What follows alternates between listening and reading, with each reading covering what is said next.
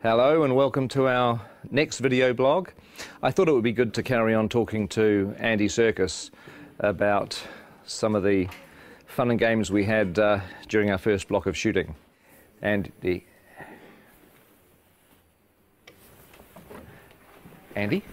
Where is he?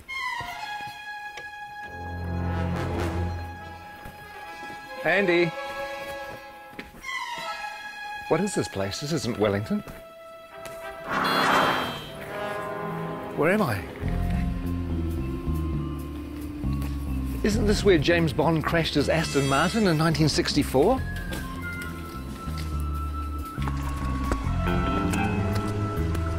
And isn't this where Red Grant trained to be an assassin at the beginning of From Russia with Love?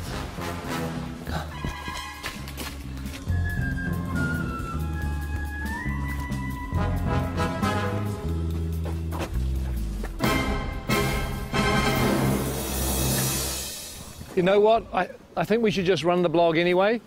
So what we did is we asked cast and crew to tell us a few of their favourite memories from the first 3 or 4 months of shooting. So please enjoy that and I'll go figure out where I am.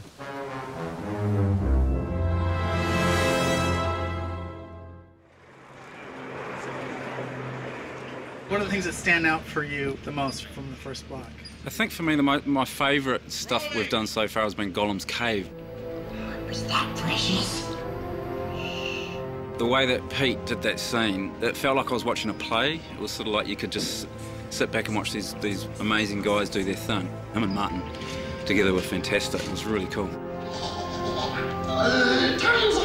Trying to get back into the head of Gollum. I don't know if I ever told this, but it felt like kind of doing an impersonation of a character that I'd played.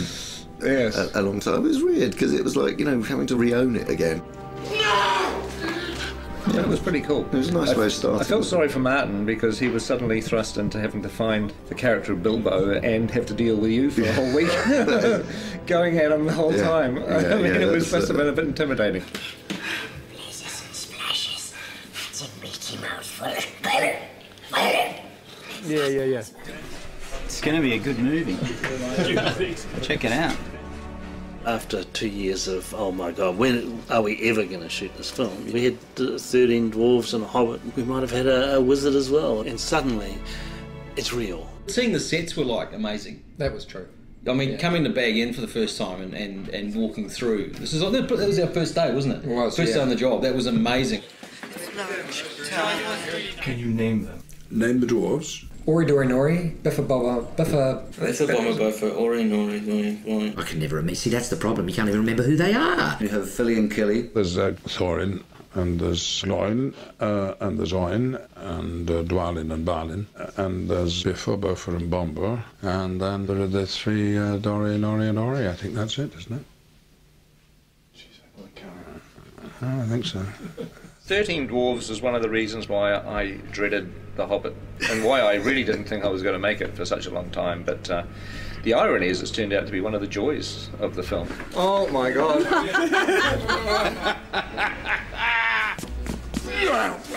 What a challenge. I mean, 13 heroes, or 14 with Bilbo. They all have to be differentiated in a way that isn't necessary in the book, but if you keep seeing them, you want to know who they are and specifically and what their attitude is and why they're on this journey. We need to move now! Come on! Some of the best memories were getting the dwarves ready. Everybody has helped these actors kind of find their way through lots of rubber and lots of hair. Walking through Weta and getting to see our designs and going, actually, God, I look amazing. I look the most amazing of anyone. That was probably the best day, wasn't it? Mm-hmm. Yeah. When you all said, gee, Jed's amazing. That's an amazing we design. did, yeah. Some of them actually look pretty bad before they get into the prosthetic. Some of them, in fact, for some of them, a prosthetic is making them look better, to tell you the truth, which says something. Mark Hadlow, for example, springs to mind. I have this lovely bit down here, and then this moustache that comes up here. I look stunning. Actually, I should be in centrefold. One of the things that quite early on we discovered was that Mark Hadlow likes to dress up in costumes, mainly sort of military type things. And the really weird thing about his sailor outfits is that below the waist, nothing. But again, you know, he's a nice bloke though. A little bit of cap. A little bit of cap.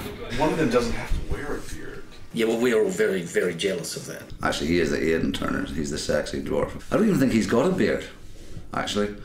Mainly because he's not old enough to grow one. He's the hot one, I suppose, if you like that kind of thing. But if you like knitted cardigans and knitted mittens, then I'm your fella. If there was a boy band in Middle Earth, he would be the leader Williams. of the Robbie Williams of the dwarf world. Whereas you'd be roadie, I think. Yeah, the roadie. Bomb would be a roadie. I think when people see the beards are going to come back in big time. They are. Huge. Give us a kiss. Gelek Dashwood Bar. Gelek Dashwood Bar. We've all learnt a bit of the dwarf language, Cosdor, so we all have a kind of selection of words to fall back on, curses and battle cries. And when we speak Dwarvish to each other most of the time when we're all set. Okay, here goes. And Peter can guess what it is, and then I'll tell people. Caused Belcour. Caused Belcour. Caused Belcour. Peter? It means mighty dwarf.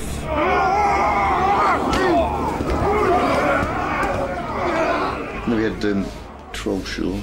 Well, you got to do all the fun stuff in Trollshaw. Yeah, we do. I had to shoot dialogue and things, and he got to do all the good fighting troll stuff. That is the great thing about the dwarves, is that even though there's this comic element to some of the characters, not all of them, but some of them, when they fight, they really fight. We started with 3 months of intense training. We did stunt fighting, we did horse riding. We did the gym 4 times a week. We did dwarf movement intensely. They were trying to get us to a point where they could actually kill us and bring us back from the dead, kill us, bring us back from the dead, all the CPR and stuff like that, because that's what it'll be like on set. They did it by breaking us down. Yeah. They did it by essentially reducing us to the absolute amoeba stage and then building us up again as dwarfs. We've come through it as better dwarves, I feel. I do too. I know that William's discovered his inner dwarf. I have. Well, we all have, actually. It's a frightening thing, but this is the job that had to be done. If I could say key moments in Block 1, arriving in Rivendell and meeting Elrond and dining at his table, it really feels like you're stepping into Middle-earth. There are some who would not deem it wise. What do you mean? You're not the only guardian to stand watch over Middle-earth. I remember it now, but later on. I love working with Hugo and Kate back in Rivendell again. That was fantastic. Hello. Welcome. I still can't quite get over being on set with Ian as Gandalf and then, Kate Blanchett with Galadriel and Hugo with Elrond, and you just feel like you step back into a movie again. It's kind of weird. Is this a new one? This is different. Yeah, different one.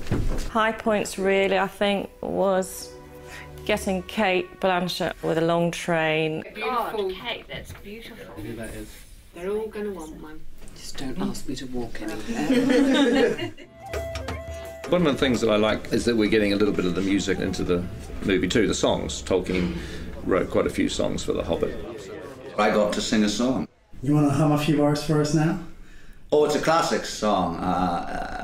It's after sort of Cole Porter, Gershwin, and that type of thing. There's an inn, there's a merry old inn beneath an old grey hill. He squeaked and sawed and quickened the tune while the landlord shook the man in the moon. It's after 3, he said. I think it'd be great if Dwalin just yelled the whole thing.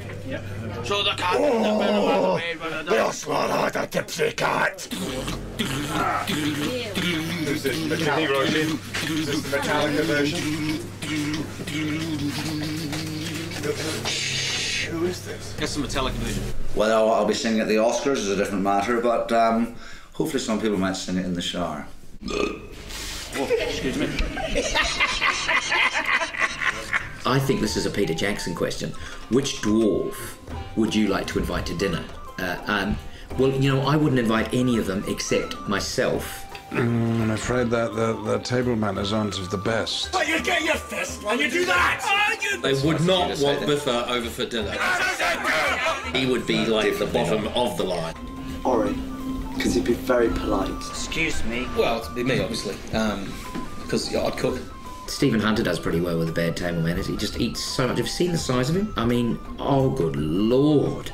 He's enormous. I tried to talk him about cutting down his cholesterol and his butter intake. I don't think you'd invite Norrie because he'd steal all the silverware. You'd never invite Graham McTavish because he would sit there and glare at you and show his forearms all night. Dwallin's a real warrior. When he parties, he goes completely mad, like so many Scottish people. Here you go. Well, the words kettle black calling pot come to mind. I don't think you'd invite any dwarf to dinner, actually. I wouldn't have them all together, though. Not 13, maybe a couple at a time. Special person to meet here, John Rhys Davies. It was fun on one of the days that we were in Bag End with the dwarves that John Rhys Davies came to visit. Oh, yeah? And it was great to introduce him not only to Gloin, who's his father in the story, but also to all the other dwarves. Hello, my boy. It's just like coming home to family. I predicted what John would say, and he pretty much said it word for word. I could just imagine, you know, him saying, "Oh, you poor bastards." that's pretty much what he went on to say. You poor buggers. When he gets you running up the hill in full armour, you'll enjoy that. But you are going to be spectacular. And you'll be chased by women all around the world. but only if you're in costume and makeup. Okay. All right. We've been here since January the 13th. So what is that, 5 months? And we haven't even scratched the surface. Who are you doubling, Pete? Hey, I'm doubling Stanley Kubrick. One of the biggest moments was when we all put our gear on and we all stood together, sort of looking around at each other into the characters' faces. To stand in a circle and look at the guys that were going on the quest, I got a real tingle up my spine. Lovely, thank you, that's terrific. I think we can check the gate on that.